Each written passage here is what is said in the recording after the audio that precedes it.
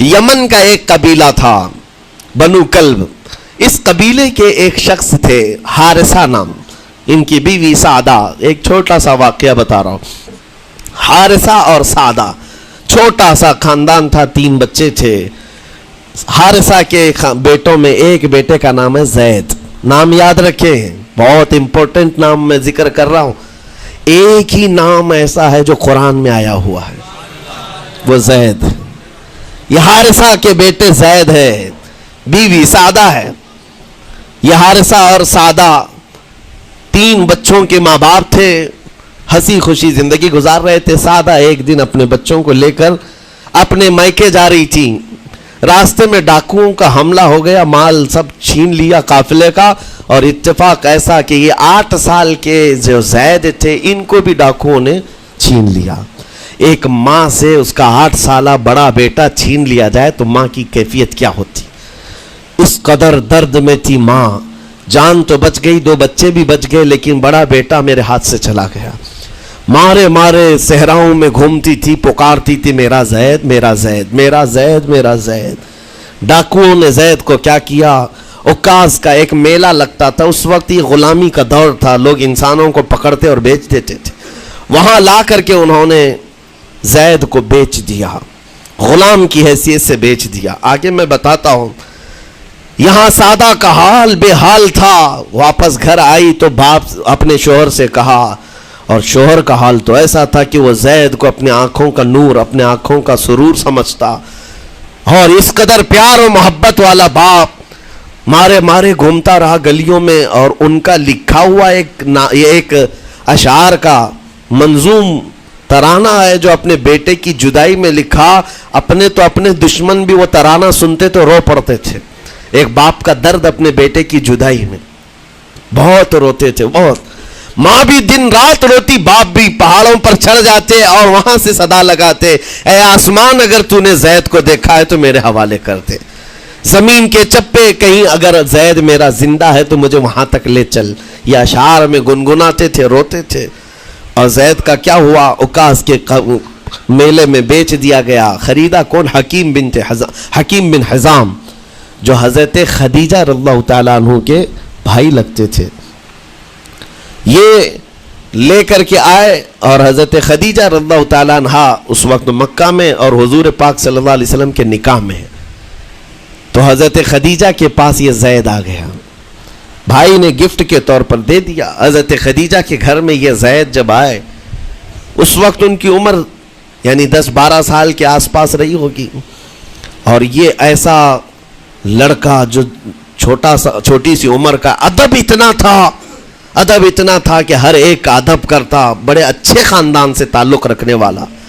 ہوا کیا, ایک دن آفتاب رسالت, ماہتاب رسالت رسول پاک صلی اللہ علیہ وسلم کی نظر پڑی.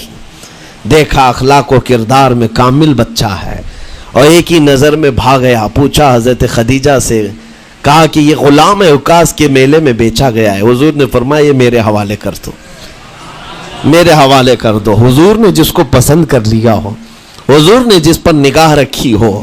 اب وہ زید خوشی خوشی حضور کے پاس آئے.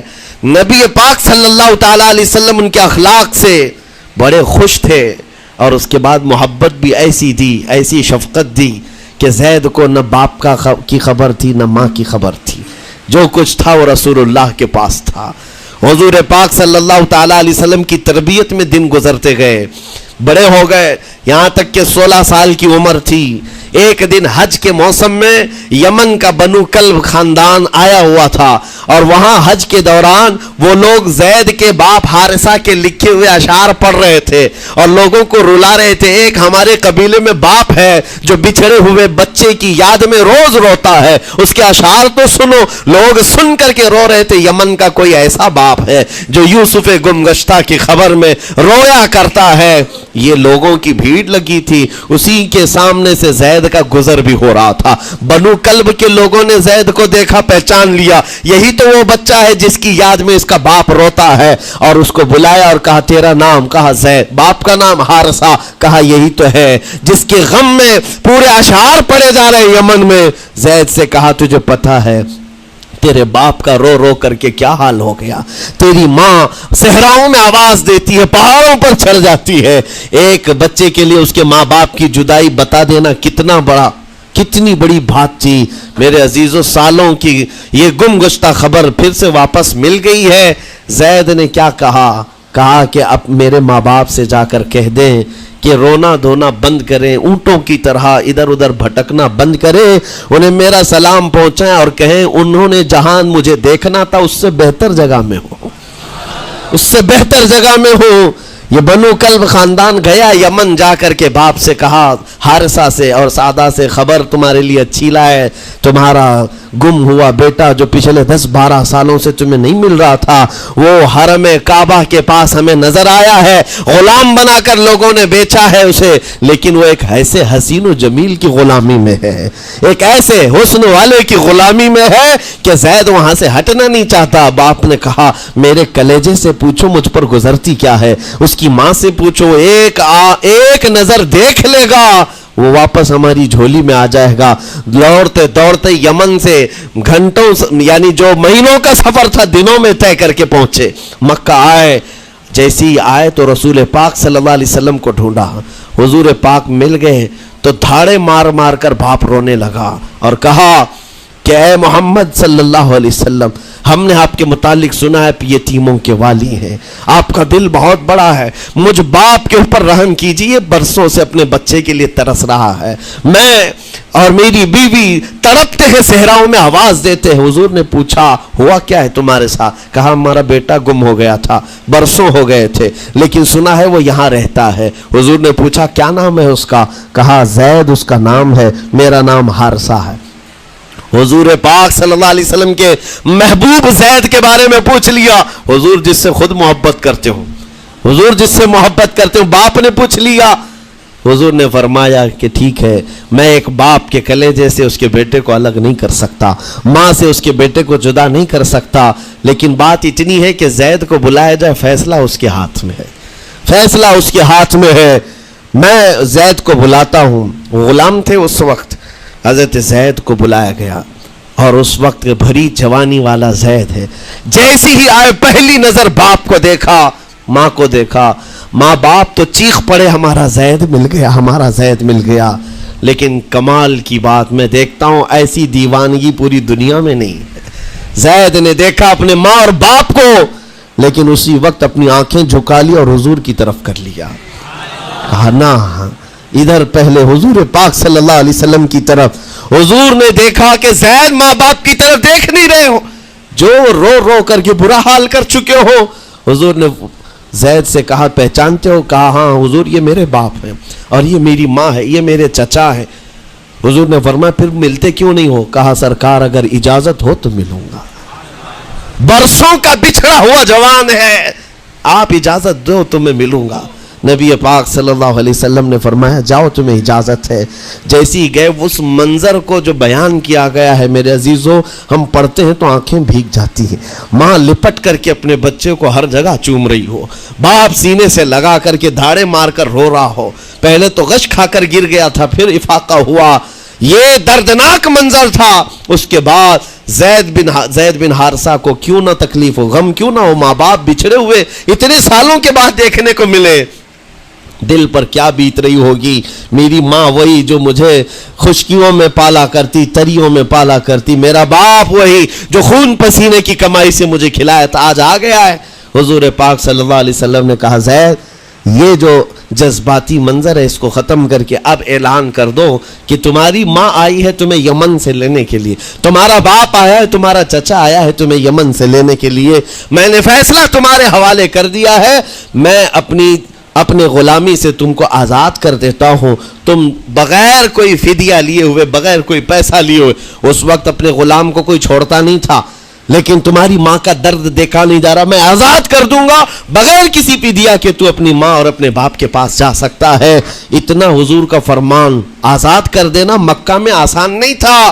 बेटे को आज़ाद किया हुजूर पाक सल्लल्लाहु अलैहि वसल्लम ने, तब जानते हो वो कमाल का बेटा है जैद बिन हारिसा, اسی وقت اپنی ماں کو دیکھتے ہیں، باپ کو دیکھتے ہیں، چچا کو دیکھتے ہیں، اور اس کے بعد مکہ والے یہ منظر دیکھنے کے لیے جمع تھے، مخاطب ہو کر کے کہتے ہیں اے سارے مکہ والوں گواہ ہو جاؤ، میں اپنی زندگی حضور محمد مصطفیٰ کے لیے وقف کر دیا ہے، میں نے محمد عربی صلی اللہ علیہ وسلم کے لیے زندگی وقف کر دی ہے، نہ مجھے یمن جانا ہے، نہ مجھے بنو کلب جانا ہے۔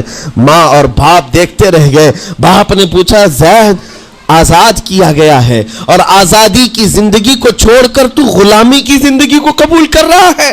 زید بن حارثہ نے اس وقت تاریخی جملہ کہا تھا، کہا بابا آپ نے جتنی شفقت کی ہوگی یا 1000 ماں باپ مل کر اپنے بیٹوں پر جتنی شفقت نہیں کیے ہوں گے اس سے زیادہ شفقت محمد الرسول اللہ نے کیا ہے۔ میں 1000 آزادیوں پر اس ایک غلامی کو، میں 1000 آزادیوں کو قربان کرتا ہوں اس ایک غلامی پر، میرے لیے زندگی بھر یہ غلامی کافی ہے۔